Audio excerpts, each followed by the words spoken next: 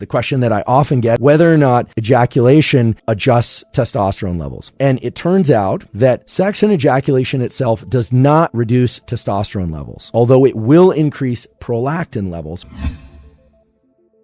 So testosterone promotes sex-seeking behavior. And the real question then is, does sex itself promote testosterone? And the answer is somewhat complicated, but the short version is yes. And as you recall, sex has multiple stages. So there's the physical act of sex, there's the seeking of sex, and then there's orgasm and ejaculation. Now, it's important to distinguish between these because whether or not sex itself increases testosterone depends on whether or not the male ejaculates. And this is very important to understand because on a previous episode, I mentioned how dopamine increases with sexual activity. Remember, dopamine and testosterone tend to increase linearly with one another. But then after ejaculation, there's a release of prolactin, and prolactin actually sets the refractory period in males during which he can't have sex again. And the duration of the refractory period will vary tremendously depending on how much and how long that prolactin release occurs. I also described how some people take vitamin B6. I'm not suggesting anyone do this, but take vitamin B6 in order to reduce prolactin levels and thereby reduce the duration of the refractory period. But getting at this question about testosterone and sexual behavior, it's important to distinguish between these different phases of reproduction or reproductive behaviors. So there are studies showing that sexual behavior itself can increase testosterone. There was a study published in 2011 from Escasa et al., ESCASA. This is the stuff of textbooks. This is on PubMed. These are quality studies showing that men who observe sex, so I guess this would be observing pornography, will have slight increases in testosterone during the observation. These people actually were willing to have blood draws taken while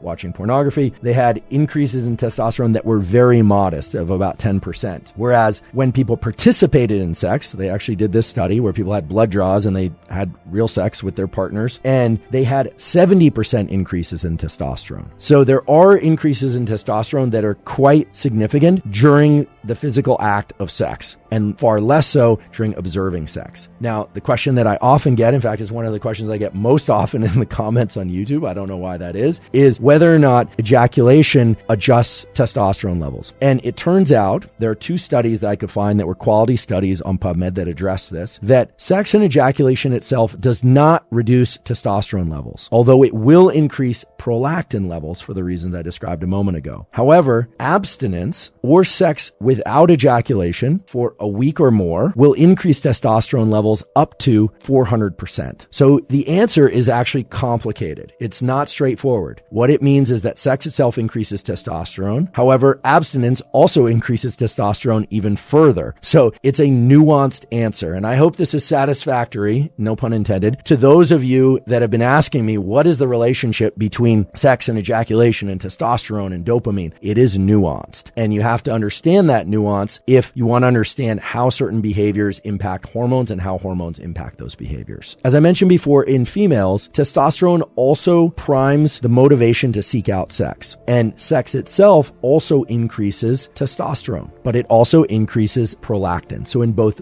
men and women, sex increases prolactin post-sex. It's just the way that the system works. It's that testosterone and dopamine increase in the seeking out and the behavior of sex, and then after sex, prolactin levels go up. There's kind of a quiescence. The whole nervous system is promoted towards calm, and this may actually have something to do with pair bonding and the encouragement of individuals to spend more time together to exchange different smells and hormones and maybe even pheromones. We're going to talk about pheromones in a moment. A few years ago, there was a lot of excitement about the hormone DHEA, which is mainly made by the adrenals. DHEA has been promoted as kind of a catch-all for increasing testosterone and estrogen in males and females. And indeed, DHEA will increase both testosterone and estrogen. This is something to be mindful of if you're thinking about taking DHEA or you're taking DHEA already. DHEA will increase both testosterone and estrogen, and the extent to which it increases one or the other will depend on whether or not you're starting off with more estrogen than testosterone, or whether or not you're starting off with more testosterone than estrogen, and whether or not you have a lot of aromatase. So for individuals that have a lot of aromatase being made by the testes or by body fat, if you take DHEA, there's a good chance that a fair portion of that is going to be shuttled towards estrogen production and not towards testosterone production. Whereas in individuals that have low levels of testosterone to begin with, high levels of estrogen, there's a good chance that the DHEA is going to promote mainly estrogen production. At least that's what I could find from the research studies that I examined. So the way to think about DHEA, it's a kind of global